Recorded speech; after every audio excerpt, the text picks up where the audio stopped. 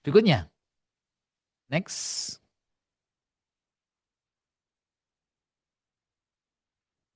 Keheningan semu pikiran, ya. Apa ini lagi? Ya.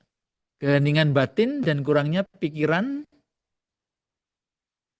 tidak selalu menunjukkan kondisi spiritual yang tinggi dari orang tersebut. Jadi keheningan batin dan kurangnya pikiran tidak selalu menunjukkan kondisi rohani yang tinggi dari orang tersebut. Santo Klimakus mengatakan, setan dapat dengan sengaja meninggalkan seseorang, baik dengan membawanya ke dalam kelengahan, caranya, yaitu membawa orang itu kepada kelengahan, dan kemudian tiba-tiba menyerangnya, yang mengganggu dengan serangan-serangan tertentu, atau jika seseorang telah memantapkan dirinya dalam keterampilan berdosa, atau jika seseorang memiliki satu nafsu utama yang mengganti semua nafsu lainnya. Ya, satu utama ada yang dominan, ya, 7 dosa pokok itu dalam dirinya, lalu menggantikan semua nafsu yang lain. Jadi itu yang berkuasa, itu yang mempengaruhi, ya, dia mengalami ya keheningan ini. Apa yang mau dikatakan oleh berkaitan dengan keheningan ini Ignatius,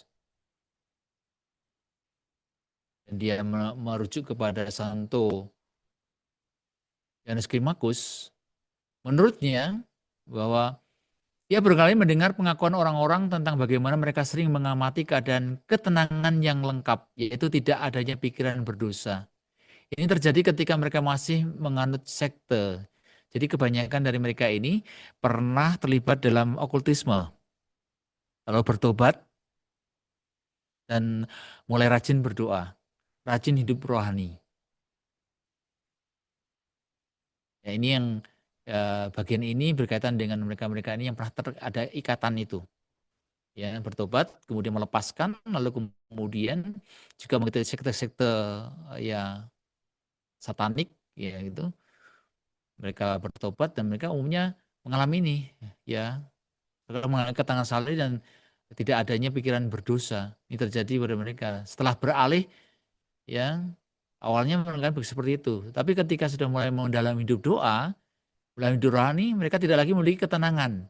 Ada gangguan. Ya, beberapa yang sudah datang kepada saya begitu.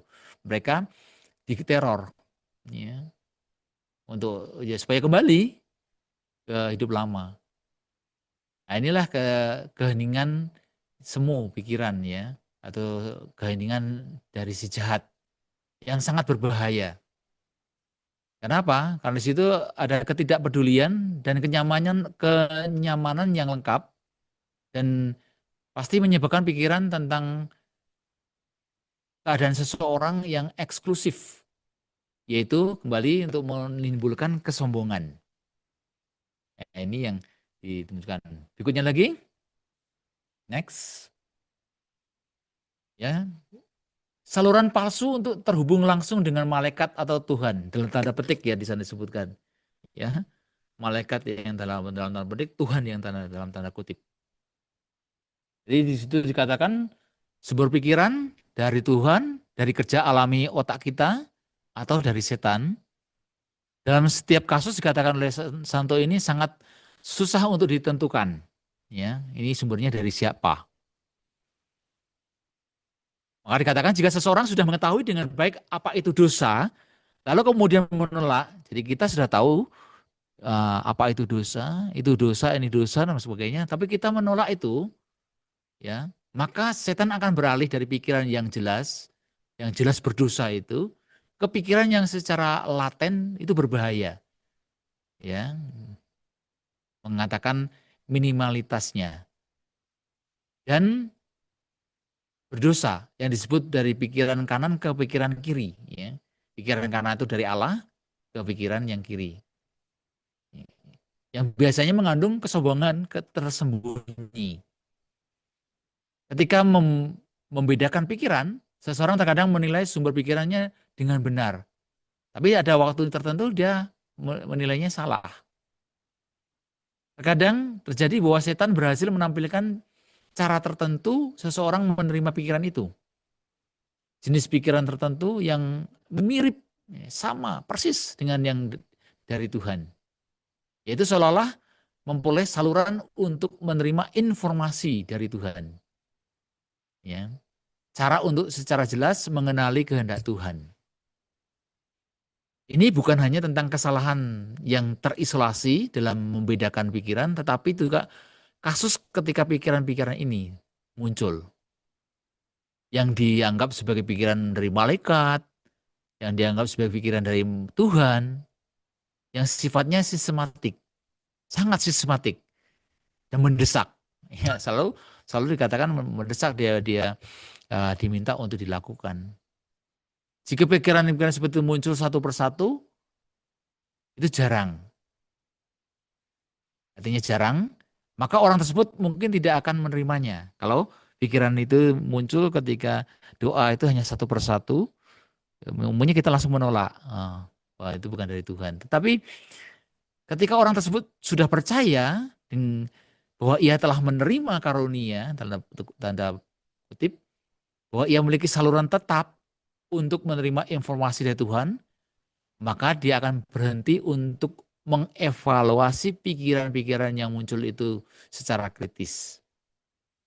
Ya, dia sudah terjebak, ya, sudah terikat, ya, sudah diikat oleh si jahat itu. Sehingga salah satu pertapa di Gereja Timur mengatakan di bawah ini ada bagian penyembuhan dalam kutip mengatakan bahwa kepercayaan pada pikiran adalah awal dari delusi. Waktu dia melakukan penyembuhan pada orang-orang yang demikian. Inilah awal dari delusi. Pada awalnya pikiran itu memang betul dari Tuhan. Maka dia pernah menceritakan satu suster yang atau rubiah, pertapa suster ya, yang mendapatkan ini ya, pikiran dari Tuhan yang dimana dia disuruh untuk mengatakan sesuatu kepada umat Allah. Pikiran pertama betul, tapi waktu itu dia belum melakukan itu dan menunggu yang lainnya. Dalam doa dia dapat lagi pikiran yang lain sampai dapat sekian banyak, lalu dianggap itu semua dari Tuhan. Ternyata yang pikiran kedua, ketiga, keempat, kelima itu ternyata dari si jahat. Lalu kemudian yang terakhir dia mendapat pikiran lagi yang betul dari Tuhan. Dia bingung, ya. Dia kemudian datang kepada pertapa ini, lalu kemudian pertapa itu mengatakan, dari sekian yang kamu ceritakan itu hanya 2 yang benar. Ya. Itu yang ketika dia terbuka betul-betul untuk minta bimbingan, apakah yang dia dapatkan itu betul atau tidak, ternyata hanya 2 yang betul. Yang lainnya palsu. Ya. Itulah ya, karena dia mau dipakai untuk menjadi saluran. Berikutnya,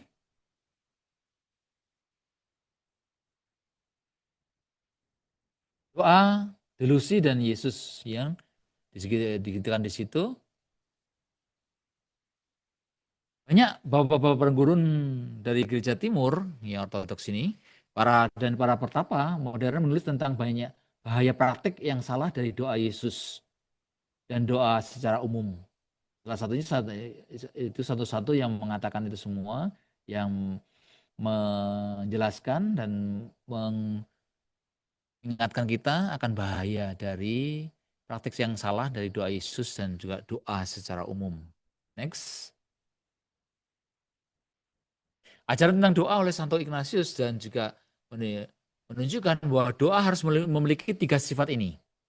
Maka selalu kita dan saya ulangi, yaitu sifat perhatian dalam pada doa itu, penghormatan dan pertobatan. Rendahan hati di situ kan. Juga harus menjadi dasar doa seperti yang dikatakan Santo Ignatius. Hari ini saya membaca pernyataan Santo Sisus Agung, ya, salah satu juga yang mempraktikkan doa Yesus yang selalu saya sukai. Dia memberikan contoh, seorang biarawan berkata kepada Santo ini, saya senantiasa mengingat Tuhan. Ya, biarawan ini berkata pada Santo Sisus, saya senantiasa mengingat Tuhan. Lalu Santo itu menjawab, itu tidak agung katanya. Itu akan agung ketika engkau menganggap dirimu lebih rendah dari makhluk apapun. Ya dikatakan demikian sakit hati itu. Tersinggung kan. Masa saya senantiasa mengatakan saya senantiasa mengingat Tuhan tetapi dikatakan seperti itu ya, oleh guru ini ya. Lalu guru ini mengajukan, mengingat Tuhan secara terus-menerus adalah aktivitas yang sangat luhur. Ya, dia katakan itu tidak salah mengingat Tuhan itu. Bahkan dikatakan sangat luhur, kegiatan yang sangat luhur. Namun dikatakan ketinggian ini sangat berbahaya. Ketika tangga menuju ke sana tidak didasarkan pada batu karang kerendahan hati yang kokoh. Ya, kalau tidak ada kerendahan hati, hati-hati. Itu dikatakan oleh Santo ini. Ya, jadi dengan kata-kata yang sama untuk ketika kita mempraktekkan juga doa Yesus itu. Karena doa Yesus kan kita menyerukan nama Tuhan harus dengan hormat ya, dengan penuh kerendahan hati, dengan perhatian dan juga pertobatan yang sejati terus-menerus. Berikutnya, praktik berbahaya dalam doa Yesus yang dapat disebutkan yang bertentangan dengan ajaran Bapak Parang Gurun. Jika setidaknya salah satu dari berikut ini ada. Ini ada tiga praktek yang muncul ya, yang dilihat oleh Santo Ignatius. Orang tersebut berdoa tanpa memusatkan perhatian pada kata-kata doa. Tapi dia membayangkan bala tentara surga, membayangkan Tuhan Yesus. Itu dia. Kemudian yang lain, orang tersebut tidak menggunakan doa untuk pertobatan, tetapi mencari perasaan rohani, penghiburan rahmat. Ya, nih. Ada lagi jenis yang ketiga, orang tersebut tidak benar-benar bertobat dari beberapa dosanya. Yaitu dia tidak mau meninggalkan sepenuhnya beberapa kebiasaan berdosa yang membuat hati nuraninya menghukum dia. Jadi yang menghukum bukan Tuhan, hati nuraninya yang menghukum. Tapi dia tidak mau tinggalkan. Jadi tapi dia tetap doa Yesus. Ya, menarik kan? Ya, hati-hati di sini yang ini bukan untuk menghakimi, tapi mengingatkan kita. Kalau dalam diri kita ternyata masih ada beberapa dosa yang belum saya lakukan, yang belum saya perbaiki, belum saya pulihkan. Tapi saya bersemangat untuk doa Yesus, tidak salah. Ya. Tapi harus dengan jujur lakukan doa itu dengan benar-benar penuh dengan pertobatan. Itu untuk memperbaiki. Doa itu memiliki kekuatan kuasa untuk mengubah hidup kita kalau kita mau berani untuk meninggalkan kebiasaan dosa yang masih melekat. Next. Salah satu uskup juga mengatakan dalam berkaitan dengan itu dalam bukunya Malam Malam di Gurun Gunung Suci berbicara tentang kesalahan-kesalahan berikut dalam doa Yesus ya. Gagasan bahwa rahmat dan penglihatan akan cahaya yang tak tercipta dapat diperoleh dengan cepat. Dan pada kenyataannya bagi kebanyakan orang dibutuhkan waktu bertahun-tahun untuk mendapatkan itu. Oleh karena itu seseorang yang mungkin akan kecewa jika ia tidak segera memperolehnya. Jadi ada orang yang doa Yesus ini untuk dapat rahmat tertentu, penglihatan akan cahaya atau penglihatan akan ketemu Yesus dalam doa Yesus, dalam doa Yesus itu. Ya ini hati-hati. Banyak orang kudus Iya, untuk yang mempraktekkan doa Yesus ini ya, dalam gereja timur itu bertahun-tahun tuh bisa mengalami ya. Santo Serafim dari Sarov itu salah satunya yang bercahaya gitu kan sampai matinya ya. Itu dia dapat itu bertahun-tahun. Ada yang mau yang dalam 2-3 kali doa Yesus mau dapat. Nah, ini berarti delusi ya, katakan. Lalu metode psikoteknik memperhatikan pernafasan, detak jantung dan lain-lain. Ini sudah saya selalu singgung ya ketika berkaitan dengan ritme pernafasan dan juga dengan detak jantung. Dan banyak lagi ya metode-metode psikoteknik ini. Dianggap sangat penting. Orang ini menganggapnya penting ya. Padahal metode ini tidak bekerja secara ajaib. Ya, tidak langsung ala kadaba simsalabim lalu mengubah kita, tidak. Ya, melainkan hanya sebagai alat bantu untuk mengurangi gangguan. Ya, gangguan dari semua distorsi tadi yang dia kita alami dari pengalaman-pengalaman selama doa. Jadi dia alat bantu. Jadi ketika alat bantu ini sudah yang namanya alat bantu ya tidak menjadi perhatian khusus ya. Jadi dia ketika sudah yang utama itu datang ya Tuhannya kehadiran kesadaran akan Tuhan, perhatian akan Tuhan sudah dapat kita alami, maka alat bantunya dilepaskan. Berikutnya,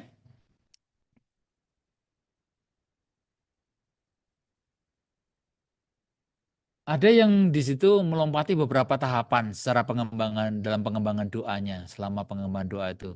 Beberapa langsung masuk ke doa doa hati, ya. Ada yang doanya langsung di hati, jadi tidak mau mengucapkan, langsung di hatinya dia konsentrasinya di situ dan ingin menghubungkan pikiran akal budi dengan hati secara langsung melalui pernafasan, lalu melewati doa lisan. Yang melewati doa seruan melalui bibir ya. Ini ada yang sementara dia sebenarnya masih di tahap itu, tapi tidak mau melalui itu. Dia langsung lompat. Ada yang seperti itu. Maka akan mengalami delusi. Lalu kecewaan tidak ada air mata, ada yang mengharapkan air mata. Lalu keinginannya kuat untuk melihat cahaya tadi itu sudah. Lalu pelanggaran terhadap kepatuhan, ketaatan. Jadi pemikiran untuk tidak bertanya kepada sutradari, maksudnya orang pembimbing rohani yang ya, ya kepada sutradara berasal dari musuh. Pemikiran tidak bertanya kepada sumbernya ya, sumber yang menyebabkan pelanggaran akan ketaatan ya, dalam doa Yesus ya. Itu yang mungkin banyak yang tanpa disadari kita melakukan itu ya, pemikiran untuk tidak bertanya kepada yang sumbernya asal dari musuh ini. Ini menarik untuk kita eh, cermati ketika kita mempraktikkan doa Yesus ya, mempraktikkan doa Yesus itu. Berikutnya, selama praktik doa Yesus, seorang selalu menghadapi perlawanan dari setan melalui pikiran. Ada dikacaukan, diganggu macam-macam, didatangi ya membuat dia takut dan sebagainya, lalu menjadi tidak tenang. Lalu berusaha membuat orang itu meninggalkan doa atau membuat doa tersebut tidak menyenangkan Tuhan, yaitu mendorong orang itu jatuh ke dalam kesombongan dan kesesatan. Tidak menjadi tidak setia pada doa ketika terjadi gangguan ini. Lalu juga seseorang jatuh ke dalam kesesatan bukan karena doanya, tapi karena kesombongan dan keangkuhan. Sekali lagi, ya, nafsu kesombongan dan nafsu keangkuhan, dan lalu juga nafsu mengikuti kehendak sendiri. Mengikuti kehendak sendiri ini termasuk mengabaikan pengakuan dan nasihat dari Bapak Rohani ketika dia mengalami pengalaman rohani dalam doa, lalu kemudian dia melihat ada pengalaman-pengalaman itu tidak mengakuinya di kamar pengakuan, juga tidak mau mendengarkan nasihat dari Bapak Rohani. Ya, ketika diminta untuk berhenti, tidak memperhatikan, tapi dia terus memperhatikan dalam doa itu pengalaman. Jadi dia mencari pengalaman itu. Next. Nah, ini penyebabnya, ya. lagi diulangi lagi, kesombongan, keiri hatian setan dan kehendak ilahi. Nah inilah harus diuji. Ya. Kesombongan itu datang dari mana? Iri hati itu datang dari mana? Lalu kemudian juga kehendak ilahi yang mungkin kita untuk diuji dan dikoreksi. Jadi ini 3 sumber untuk kita mengetahui. Nah, jika seseorang menyembunyikan dosa atau pikiran dalam pengakuan dosa atau tidak mempunyai tidak mau mempercayai bapa pengakuan, ia juga jatuh di dalam delusi ini.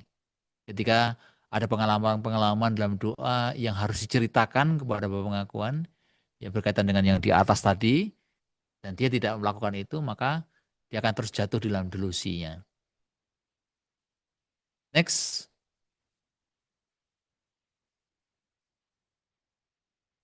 Dan ini juga dikatakan oleh Santo Ignatius, ini bukan hanya soal mengucapkan doa, tapi juga soal memperhatikan doa itu. Anda harus waspada dengan pikiran Anda, mengendalikannya dengan mahir, dengan baik. Jika tidak, pikiran-pikiran itu akan mengendalikan kita. Dan pada akhirnya kita akan menjadi bahan tertawaan si jahat. Ketika ada pikiran-pikiran yang bukan dari Tuhan, yang menyimpangkan kita dari perhatian kepada seruan doa Yesus itu, ya, dan kita mengikutinya, dikontrol oleh dia, nah kita menjadi tertawaan dia, kita kalah ya. Ya, saya belum dikatakan oleh Santo, saya belum pernah melihat jiwa yang maju dalam doa tanpa dengan jujur mengakui adanya pikiran-pikiran yang rahasia yang timbul ketika doa Yesus itu. Ya, pikiran tentang apapun ya, yang tadi disebutkan yang di atas itu. Next. Perhatian saat berdoa.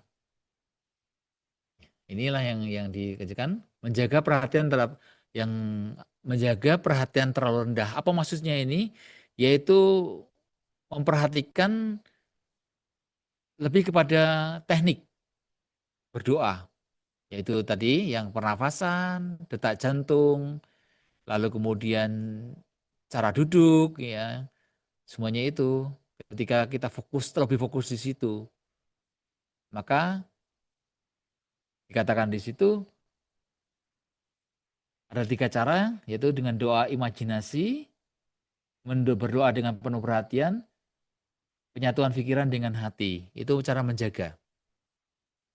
Ya, menjaga perhatian yang supaya perhatian kepada hal yang paling rendah, yaitu yang teknik-teknik itu pelan-pelan hilang, ya, pelan-pelan tersingkirkan. Jadi sekali lagi di sini ditekan oleh Santo Ignatius, tetap kita di awal-awal bisa menggunakan imajinasi ketika kita mau masuk dalam doa Yesus itu. Lalu berdoa dengan penuh perhatian dan penyatuan pikiran dengan hati. Jadi pikiran yang mulai diganggu itu pelan-pelan disatukan kembali ke hati untuk menyerukan nama Yesus. Diajak untuk menyerukan nama Yesus. Next. Katakan di situ, Yesus palsu yang tak henti-hentinya. Ya, ini saya katakan nih, orang yang disuruh doa terus. Ya, saya disuruh doa terus, yang terus doa sampai beribu-ribu kali. Tapi bukan yang Tuhan yang menggerakkan, tapi si jahat yang menggerakkan itu. Ya, ada orang yang demikian, tapi sangat jarang, ya, yang dia digerakkan untuk berdoa, yang doa itu tiba-tiba yang timbul sendiri, itu sangat jarang. Ya, sangat jarang sekali ditemui yang dia sedang berjalan, dia sedang duduk, doa itu muncul. Ya, doa itu muncul. Nah, ini si jahat bisa juga menipu. Ya. Ini juga harus hati-hati kalau mengalami ini, ya, perlu disampaikan kepada pembimbing. Lalu yang berikutnya, marxisme dan pandangan otomatis tentang doa. Itu salah satu jenis sikap keliru terhadap doa yang berasal dari pandangan luas tentang Tuhan. Pandangan luas tentang doa, pandangan luas tentang kehidupan rohani. Yang menyiratkan bahwa Tuhan dapat, tanda kutip, dipaksa untuk mengabulkan permohonan yang dipanjatkan dalam doa. Yaitu Seolah-olah doa itu bertindak dengan sendirinya. Hanya dengan mengucapkan kata-kata tanpa memperhatikan kondisi rohani orang yang berdoa. Ya ini juga delusi dikatakan. Jadi pandangan otomatis maksudnya apa? Dapat diterapkan pada setiap hubungan dengan Tuhan. Pada setiap tindakan rahmat ilahi termasuk doa dan sakramen. Jadi saya mendapat berpikiran melalui tindakan sakramen ketika mau Ekaristi dapatkan rahmat-rahmat yang saya butuhkan, yang saya perlukan, yang saya mau. Jadi memaksa di situ, ya. Memaksa Tuhan untuk mengabulkan apa yang saya minta, ya. Tanpa melihat keadaan rohani saya seperti apa. Sudah patutkah untuk mendapatkan itu? Sudah layakkah untuk mendapatkan itu atau belum? Nah ini kadang-kadang memaksa, ya, sampai kadang datang yang kalau ada yang beberapa yang konseling itu, ya saya sudah berdoa, kamu kan saya nggak dikasih, ya sudah itu kan. Ya kan? Maka perlu lihat lagi kerohaniannya seperti apa, masih adakah dosa-dosa yang mengikat, ya, yang menyebabkan saluran itu terhambat, ya. Rahmat itu terhambat untuk mengalir kepada kita. Berikutnya, nah, tindakan doa tanpa syarat itu juga mengasumsi bahwa kehendak bebas tidak ada baik pada manusia maupun pada Tuhan.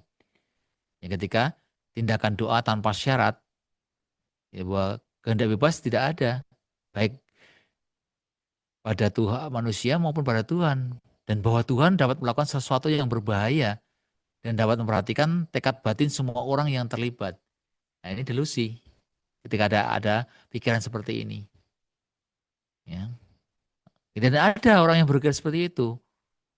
Tuhan bebas melakukan apapun, ya. Ya. Nah, ini yang harus hati-hati di situ. Bisa itu si jahat akan memakai deh pikiran-pikiran kita. Awalnya maksudnya baik, ya, kita punya pikiran seperti itu, tapi ternyata kalau itu dibenarkan dalam batin kita itu berbahaya. Next. Nah, penyembuhan jenis sifatnya disesuaikan dengan, ya, apa yang timbul dari delusi itu, ya. Penyembuhannya melalui apa? Sakramen. Sakramen kudus itu pengakuan dosa, komuni, pengurapan bila perlu kan. Lalu kerendahan hati. Lalu ketaatan. Berdoa tanpa pikiran yang, ya, sampingan, terutama tanpa membayangkan Tuhan, malaikat dan macam-macam tadi itu, ya. Tapi dengan memperhatikan kata-kata dalam doa itu. Dalam doa itu kenapa kita disuruh fokus di situ dalam penyeruan nama itu. Ketika ada gangguan juga kembali kepada nama itu, menyerukan lagi. Lalu kita berdoa dengan doa-doa orang-orang saleh, orang kudus, para kudus, ya. Kita minta doa dari para kudus untuk kita terhindar dari pikiran-pikiran yang sesat, ya. Lalu membaca kitab suci, maka penting Lexio Divina. Lalu membaca juga tulisan-tulisan para bapak suci. Dan ada lagi cara lain adalah terapi kerja. Jadi orang yang mengalami gangguan ini suruh berhenti berdoa-doa yang dia selama didoakan yang mengganggu itu, lalu disuruh kerja tertentu seperti tadi, yang susta ataupun pertapa yang dikatakan tadi, yang mau doa terus lalu suruh berhenti lalu disuruh bekerja. Itu terapi itu. Ya, berikutnya selesai. Yang seterusnya di bawahnya lagi itu ada lagi. Kalau nextnya itu lampiran-lampiran yang saya kasihkan. Ya itu bisa dibaca nanti perlahan-lahan. Ya, terus next ada lagi. Ya, ini semua dari beberapa gereja untuk melengkapi apa yang di atas tadi yang sudah saya uraikan. Ya, tentang kewaspadaan ini semua. Kita ada juga yang itu tadi. Ya, oke. Jadi itulah apa yang dituliskan oleh Santo Ignatius berkaitan dengan delusi, ya, dengan delusi itu, sehingga delusi itu ya menjadikan kita untuk berhati-hati ketika kita melakukan doa. Ya, apakah ada motivasi-motivasi yang kita timbulkan sebelum doa itu atau selama doa, itu juga perlu kita perhatikan sehingga akhirnya kita terhindar dari delusi itu. Oke.